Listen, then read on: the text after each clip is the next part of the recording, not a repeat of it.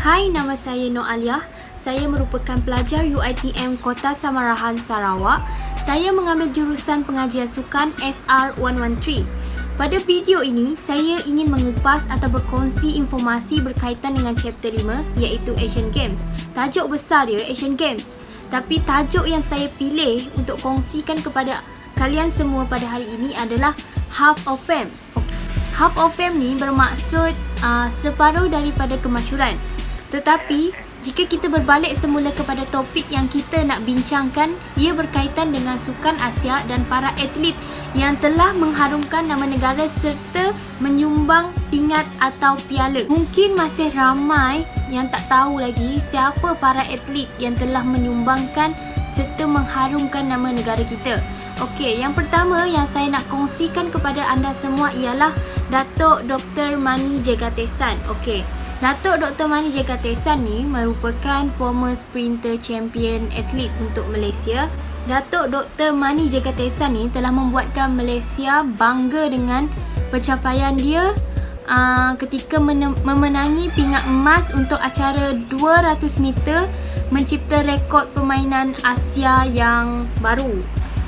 Menjelang permainan Sukan Asia 1966, dia berada di puncak permainannya yang sangat wow. Orang kata wow sebab dia telah menyapu 3 pingat emas untuk 3 acara iaitu 100 meter, 200 meter dan 4x100 meter.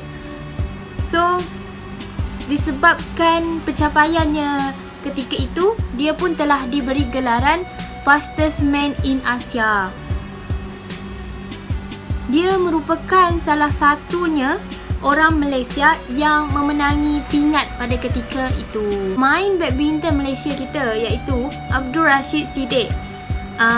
Beliau telah memenangi pingat gangsa di acara Sukan Asia 1990 di Beijing, China dan juga telah memenangi pingat perak di Sukan Asia 1994 di Hiroshima, Japan.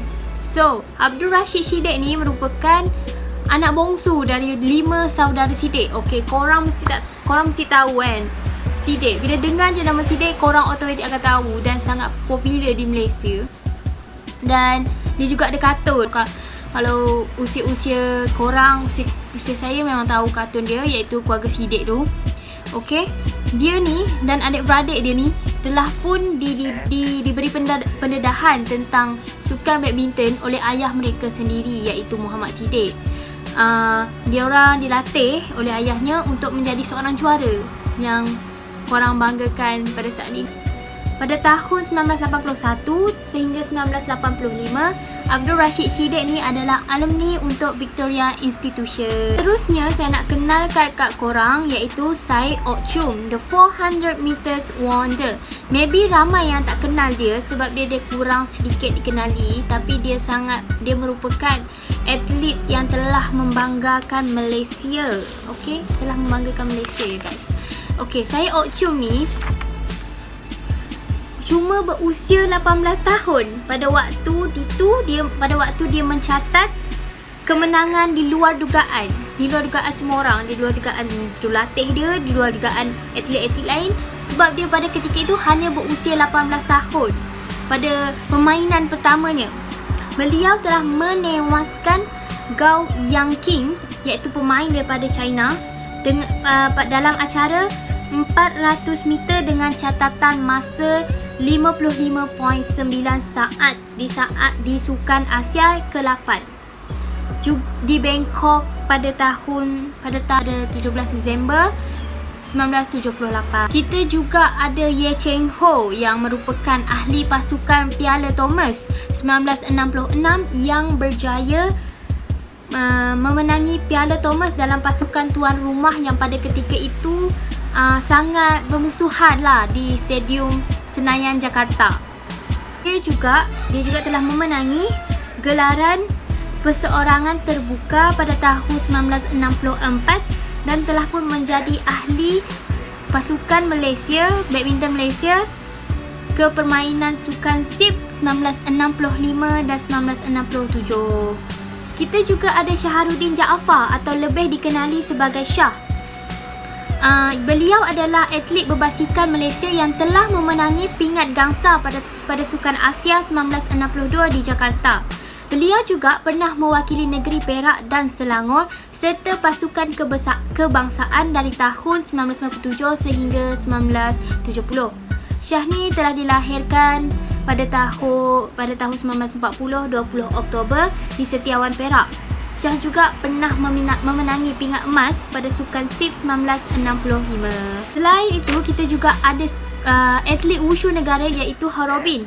Horobin ni juga banyak menyumbangkan piala ataupun pingat untuk Malaysia. Sebagai contoh, pingat perak pada Sukan Asia 1998 di Bangkok, Thailand, manakala pingat emas di Sukan Asia 2002 di Busan, Korea.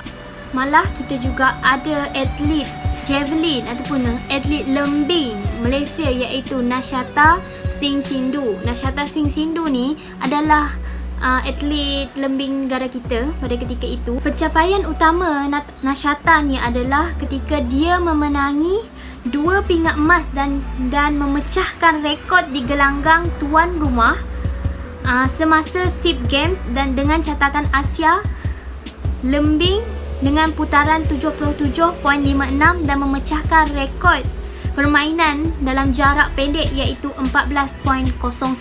Kita juga ada atlet wanita yang sangat dikenali iaitu Dato' M. Rajamani. Dato' M. Rajamani ni dia dilahirkan di persekitaran yang korang tahu, di persekitaran luar bandar ataupun konservatif di Bandar Kecil Tapah pada tahun 1943.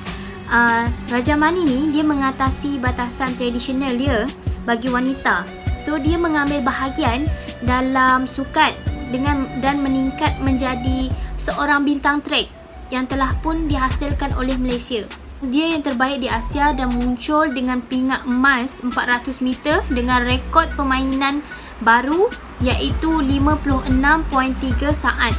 Menangan itu, dia telah pun menjadi atlet wanita pertama meraih emas di permainan Asia dalam sukan apapun. Seterusnya kita juga ada Rabuan Pit iaitu Rabuan Pit ni merupakan ahli sprinter Malaysia juga. Beliau telah mewakili Selangor dalam masa 2 tahun pada tahun 1978 dan telah pun menjadi juara kebangsaan dalam acara 100 meter, 200 meter dan 400 meter. Dia juga telah mendapat gelaran Sportsman of the Year pada tahun 1980 serta diberi penghargaan untuk kali kedua setelah kemenangannya di Delhi. Pada tahun berikutnya pula, Rabuan Pit ni telah berkesempatan untuk berlumba dengan atlet legenda Amerika Syarikat iaitu Lewis pada kejuaraan dunia IAAF di sukan perdana di Helsinki. Malah kita juga ada Mohtar Dahari yang dikenali sebagai Supermok yang sangat-sangat famous dan sangat-sangat menjadi pujaan idola anak-anak muda pada ketika itu kerana beliau merupakan atlet bola sepak yang sangat terkenal dan sangat hebat. Okey. Dia berasal daripada Setapak, Selangor dan ketika usia dia 19 tahun, beliau telah pun membuat penampilan antarabangsa pertama untuk Malaysia ketika menentang Sri Lanka dalam kejohanan ulang tahun Jakarta 1972. Mohtar Dahari ni dia juga telah membanggakan negara lebih dari 150 kali termasuk permainan Asia, Pra-Olympic Games dan selebihnya. Malah dia juga telah membuat 375 penampilan untuk Selangor serta membuat 177 jaringan. Dahari juga diberi gelaran penyerang terbaik di majalah World Star Soccer Magazine. Yang terakhir kita juga ada Dato' Nicole and David. Ramai yang kenal tak? Kalau kita sebut je pasal squash, ramai yang kenal Dato' Nicole and David. Okey, Dato' Nicole and David telah memenangi gelaran terbuka dunia sebanyak 8 kali. Okey, 8 kali guys. Dia menang pada tahun 2005, 2006, 2008 sehinggalah 2014. Manakala pada Sukan Asia, beliau telah memenangi pingat perak ketika di Busan dan juga ketika di Jakarta. Pada pingat emas dia pada Pingat emas pula dia telah menang di Bangkok, Doha, Guangzhou dan Glasgow dan Jakarta. Luasnya padang ni bukan penghalang untuk berjuang dalam gelanggang, pun tak kurang tak kecundang.